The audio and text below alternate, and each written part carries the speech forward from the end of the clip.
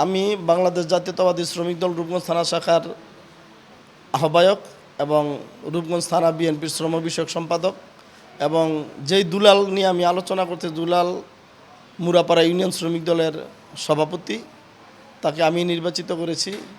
আমার এলাকার ভিতরে আমি যাকে নেতা বানাইছি সে অতীতে আমার সাথে আন্দোলন সংগ্রাম করতে বিধে আমি তাকে খুব ভালোবাসতাম। ভালোবাসার বিনিময়ে তাকে আমি আমার মুরাপাড়া ইউনিয়নের সভাপতি নির্বাচিত করেছিলাম।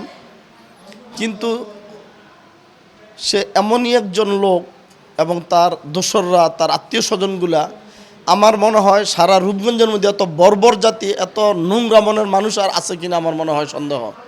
সে বিভিন্ন জায়গার মধ্যে বিভিন্ন বাজারে এবং আমার বাড়ির কাছে একটা সরকারি খাট জমি, এই জমিটা সে মাটি কাইটা সে বিক্রি করছে, বিক্রি করে বিভিন্ন লোকজনের সাথে সে কাজ টাজ করছে।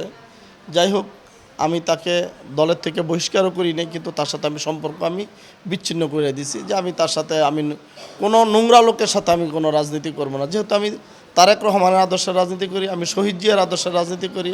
বলের মতো এরমের গোল প্রায় 7-8 কেজি ওজনের পাথর, এই পাথর দিয়ে আমার ছেলের বুকের মধ্যে আঘাত দিয়েছে। আজকে আমার ছেলে মুমূর্ষু অবস্থা, এখন আজকে হসপিটালের মধ্যে এখন আইসিইউতে আছে। এই ন্যাক্কারজনক ঘটনার জন্য একটা সুস্থ বিচার এবং সঠিক বিচার আমি কামনা করি।